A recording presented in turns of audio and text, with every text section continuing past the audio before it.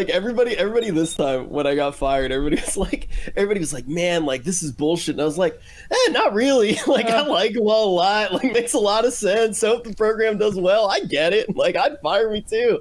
But that's the thing. Sometimes you just got to do things your own way, and that's the only way that you make a product that you really love. And I kind of feel like that's what the developers are doing right now with the Covenants. They're taking a big risk. They're doing something the way that they want to do it. Is it admirable, or is it something that's going to really mess up the game? I feel like this is one of the things that the community has been super focused on recently. And, talking about beat and meat, this is kind of the topic that we have to beat right now. It's something that we really do need to put under the microscope.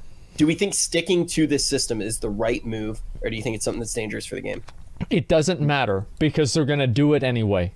Like, we are past that. This is going to happen no matter what. It doesn't make a difference in any way. They are going to make us play this Covenant system, and if we have to wait until 9.1, 9.2, or 9.3, or 9.3.5 for it to actually work in the way that they want it to, we're going to have to do that.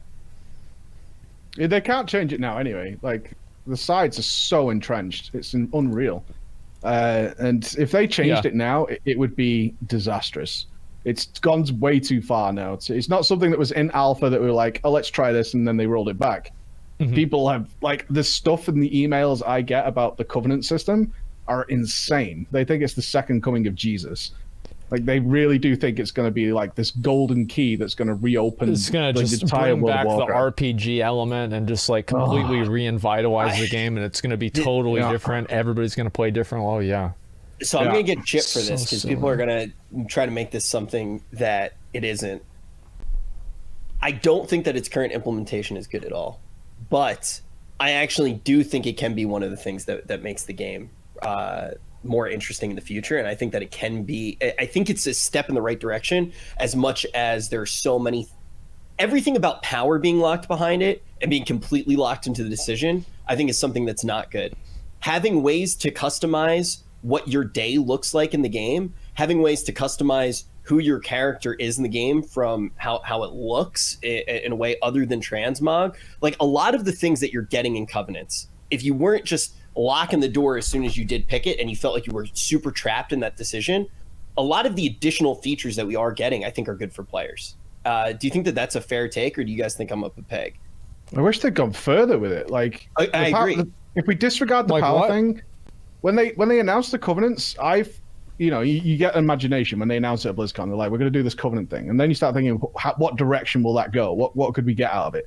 And I was picturing that Rich would be Maldraxxus, and maybe at the start of the expansion that I'm like a Venthyr, and we play together, and our Covenants are actually sort of working together, and that's pretty cool. But later on, you betray my Covenant, and you have that in-game storytelling happening between friends and players where there's something going on, and the Covenants actually change, and they make deals with the jailer, all this kind of stuff, where it would have been an ongoing storytelling that the players can actually interact with.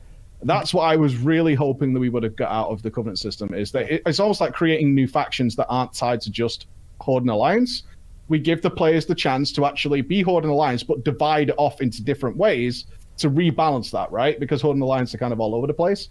And then we would have had storytelling happening. Like, that's when they said RPG elements and stuff. That's what I was hoping for. It's like, right, okay, set us up so we could tell stories amongst each other and things happen. So that would have been so cool. Well, it turned out everyone's I wanted friendly. Gang Wars. Yep. Yeah. Well, okay, so Kevin Jordan said something on that. I haven't watched that, but everyone told me to. I should. Yeah, it was a lot of fun. It was a really good episode. I love getting to chat with him. Like, we literally met him. I think met him like 2 or 3 weeks ago. He came into the viewer call-in. Burning Rob set it up, and the week after we had him on ALLCRAFT, and it was a great conversation. He said one thing that I think is undeniably true when the game is successful. The most interesting stories that you're going to get are from the players, right? The players are the most interesting agents inside the game. And it does seem like Covenants do have the potential to create that framework to make really interesting stories and have cool things happen. And that's the reason why I do kind of sit in this camp where, although I don't like how Covenants are implemented currently, I look at that system and I say, if every single part of this was taken a little bit further, maybe this is actually a good groundwork for the future, because all of a sudden you have agency in the stories that you're telling, a way that you're actually, like you said, Preach just now, interacting with other players. And then on top of that, you're making your character look incredibly unique. And that's why I keep going back to this idea where I really want spell effects and your spell effects to be tied to the covenant that you're in. So all of your spells look different because you're in that covenant.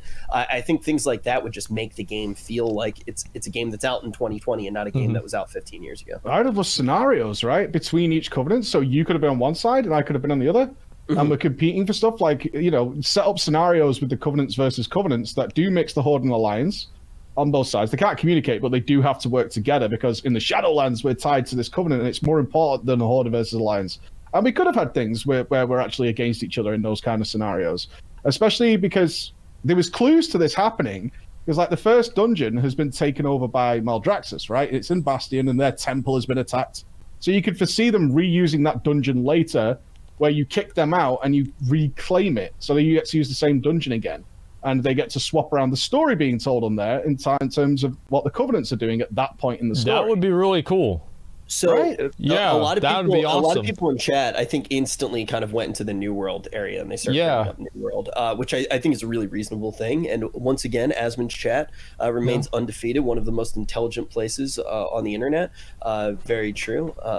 Lol W. It's one of those things where I feel like when you look at New World, it felt pointless that those covenants existed. Like they didn't really feel, obviously you were trying to compete for the zones and you're trying to create the wars and compete for all these different things, but when you actually have covenants that are just covenants for or whatever they were called, factions, just for the sake of being factions, it feels so empty that none of that stuff can really happen. And people are instantly always in that camp where they're like L-Megalol RE, right? Sure. One of the problems I think with Horde and Alliance right now is it's gotten to the point that it feels that empty. So anytime that there's a system around Horde and Alliance, you don't feel like you're actually doing anything. And those little things, even if you're not thinking about them, it does make a big impact in the game.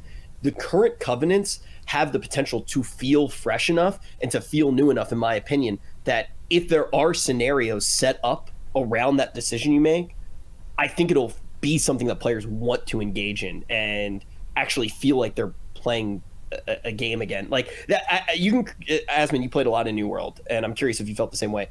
The Covenant meant literally nothing to me, which made me very unexcited to do content, which was Covenant versus Covenant. Well, I didn't give a shit anyway. I mean, like, it doesn't matter.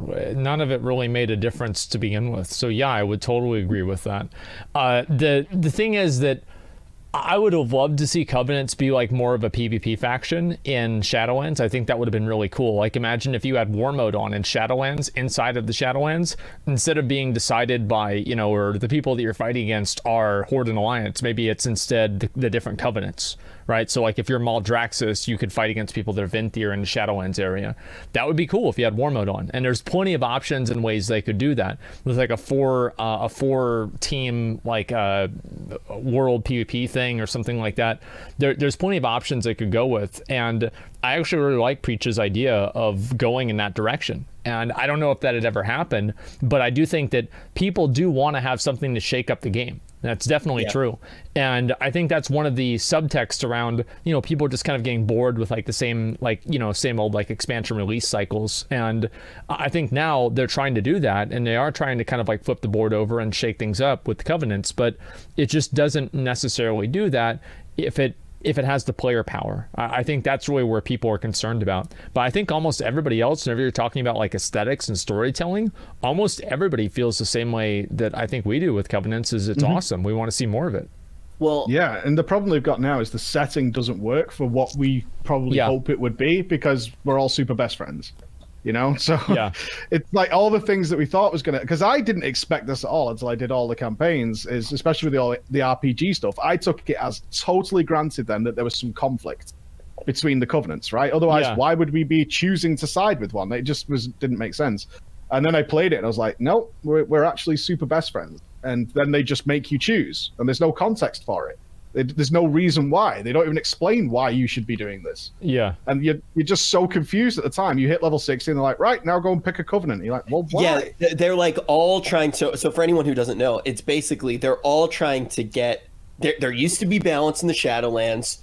Everybody had, each zone had their souls, right? You knew you were going to get your souls. You got your anime juice. Yeah. Life was great. And pretty much every covenant that you're picking from is fighting for that balance back, right? Nobody's trying to take power away from the other covenants and get a higher stake over the souls that come through to the land of the undead. Man, the expansions theme is actually fucking delicious. It is cool.